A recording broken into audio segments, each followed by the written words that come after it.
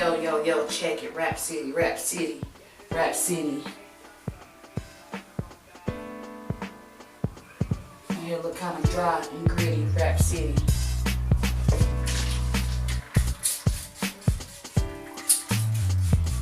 Hey, what's up, you guys? I just pretty much wanted to do a video telling you guys the things that I had to do in order to make sure everything was okay while giving birth and having cancer. The first thing is, and if you can hear her, she's right below me in the mama room.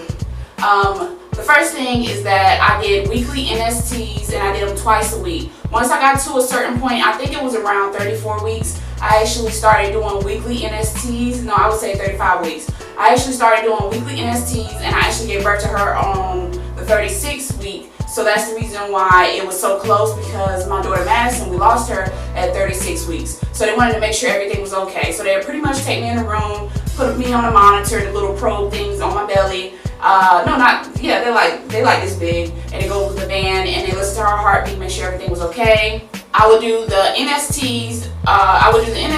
Twice a week, and I would also do the ultrasounds twice a week, just to make sure her fluid wasn't getting low, because towards the end of my pregnancy, her fluid was around about a 6.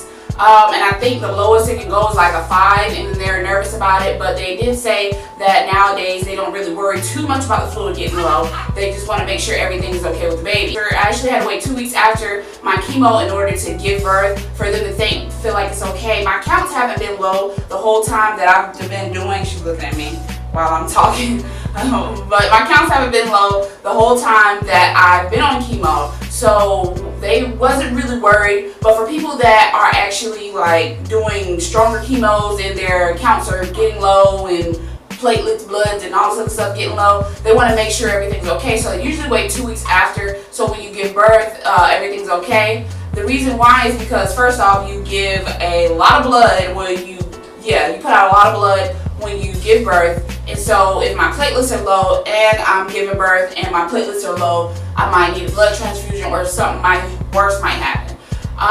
What they did with me was they went ahead and waited 2 weeks. At the furthest out, I thought they were going to actually go further, because they told me that they were going to let me go to at least 38 weeks. And I was like, oh no, I'm too nervous for that. I was having dreams. I just wasn't about that life. So they said they was going to wait that long, but I was like, no. So 2 weeks out, also because of the fact that it's a thing that I do, ABVD, the chemo that I do, I said it really fast, let me slow down, ABVD, the chemo that I do, it delays your healing. So when it came down to me actually having to heal after birth, it wasn't bad, but if I would have had to give birth probably within a week of me doing chemo, it might have taken longer for me to heal. To be honest, when it came down to me giving birth, I really didn't have any special treatment. It wasn't like they watched me extra, because you know when you're giving birth, they come in almost every hour into the room to make sure you're okay. So it's not like they actually did anything extra in order for me to give birth and everything to be okay. Like I said, my platelets, my blood cells, everything was pretty much normal, so they didn't have to do any special treatment. But they told me that if he decides that he wants you to go in that Wednesday, you have to go in that Wednesday. Not go anywhere, nothing like that, just go in that Wednesday. So Wednesday when we went, her heartbeat had dropped a little bit and dipped back up. But he was like, you know what, we worked too hard on the baby. This is exactly what he said. He said, we worked too hard for this baby, so what we're going to do is we're going to actually go ahead and send you up to the hospital to give birth. Don't go home, don't get dressed, don't pass go, don't collect $200. But nah, he said, go straight over to the hospital to make sure everything's okay. They're going to put you in a room and you're going to give birth within the next 1 to 2 days, which is the day that I was there, Wednesday or Thursday, which I gave birth on Thursday. Backing it up. I'm the queen of talking and I'm backing it up. That's my song. So during giving birth, I actually tore. They said I had 2nd-degree tear, which means that it was the outside as well as the muscle, because to be honest, afterwards I couldn't hold my pee. As soon as I had to pee, I had to pee. So that was how I knew it was a 2nd-degree tear, as well as them telling me. But I actually tore and I got stitches. So with the stitches, it didn't take too long to heal. It was irritating, of course. It didn't take too long to heal. It took 2 weeks to heal, meaning like for them to go away, I guess you could say. But the week before that, I started using soap, and I would use a spray bottle. Of course, the week of me giving birth to her, I would spray bottle only. But I would do the soap and the spray bottle. It burned, they itched. They itched like crazy, but that means that they were healing. And so they didn't take too long for me to heal. People say it takes 4 to 6 weeks. No, I think some people say it takes 2 weeks to heal afterwards. So mine took about 2 weeks to heal, or if it didn't heal those 2 weeks, it just was to where I could actually wash down there. I didn't look down there or anything. I probably should have. That would have been crazy if I would have taken a picture and looked down there, because I don't know, maybe I wanted to see. But I did have leukemia, I think that's the name of it, where you bleed after giving birth. I did have that, and my doctor, which was my hematologist, said that because of my ABVD, which is my treatment, that I might end up actually taking longer for me to stop bleeding, but it didn't. It took me about 4 weeks, which she's 4 weeks, so I would say it took me up until probably like yesterday, day before yesterday, in order for me to stop bleeding completely, like nothing. But it didn't make my bleeding any heavier after my ABVD. And the reason why he said that is because, of course, the chemo affects your platelets and different things like that. So, of course, he thought that it was going to affect that. I got to check on her because I moved her out of the bathroom.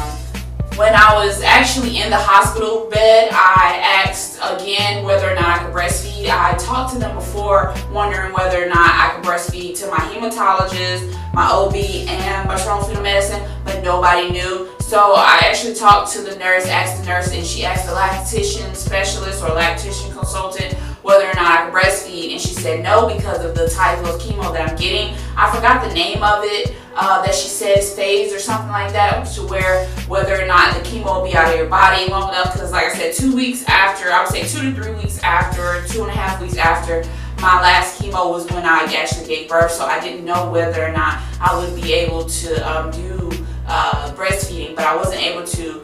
But my milk did come in. It came in a week after she was born, and it was on my left side mostly. My right side, actually, the colostrum came in on both sides, but my left side is where it came in the most. I wasn't surprised that it didn't come in on this side a lot, but it did cause this one to be a little bit lower than this one. So I had my chemo number 9, which was last Tuesday, because this Tuesday I actually had Tuesday before last. So this week I actually have my last chemo, which I'm excited about. I'm so ready to be done with this. It does not make any sense. So I have my chemo number 9 last week. I wasn't able to take her. She was 2 weeks old when I was there, and they said you have to be 16 or older in order to be there. But I was super sad. I had to leave her with my husband. And the funny thing about it is, moms, you know that you'd be like, well, I don't want to leave her with him, even though he's half of her. You don't want to leave him with her, because it's like, you know what she want, you know what she gonna cry, what she want when she cry, pee diapers, stuff like that. So it was very weird. They had to stick me twice because, of course, I gained weight. When I was pregnant, I actually had to eat a whole lot so that I could make sure everything's okay with her. But they said that the ABVD treatment that I'm on actually make people gain weight, from the research that I've done, like watching YouTube videos and different things like that. So I ended up being stuck twice, which hurt, but I was fine. But I'm just glad that this week is almost over. Everybody was like, oh, you had your baby? I was like, yeah, I should have walked in there with her like a trophy, like, yeah, look at this, look at this. My hematologist actually was like, okay, you know, at the end of the appointment, he was like, oh, yeah, come with me, I want to show you all. I was like, yeah, a miracle baby. But it didn't affect me as much as it did when I was pregnant, where my kidneys were hurt, my whole body just felt like it was being pulled down to the ground by gravity. It didn't affect me that much, but I was tired, and it felt like I had an upset stomach, kind of like I wanted to throw up, but not really, but kind of sort of, but not really. So I was telling my husband, I was like, I'm ready to be able to eat better and do stuff like that, because we're going to go on our next shopping trip in the next few days. I'm ready to eat better because of the fact that I want to make sure that I'm not going to get stomach cancer or anything like that. Because stomach cancer is very, very hard on people, and it's very serious, and that's something that I do not want. I do not want this to generate something else. Next few months, I will actually be doing more tests.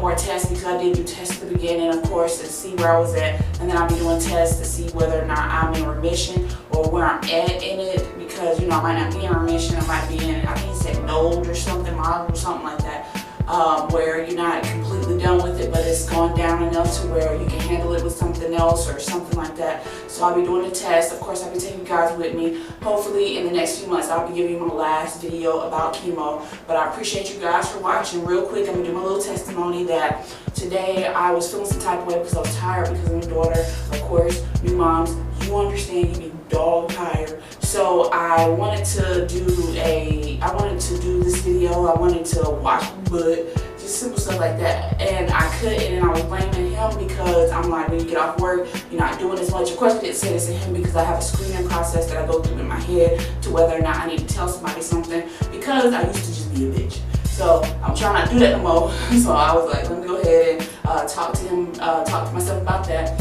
So I was watching Love and Hip Hop reality stars, and they said Love and Hip Hop. I was watching Marriage Boot Camp reality stars, and it was like, when you blame somebody, it doesn't really work out on either end because both of y'all get burned. Blah, blah, blah. Stop blaming people, just do it yourself. So that's pretty much what I was saying. I was like, okay, I'm gonna stop blaming people. I'm gonna make sure I got this video done. Earlier in this video, you see her sitting in front of me right now. She's out there with my daddy. Each time I get a chance, a piece of time that I get to myself, I'm gonna make sure I do something productive. But I appreciate you guys for watching. I will see you in my next video. Hold yourself accountable.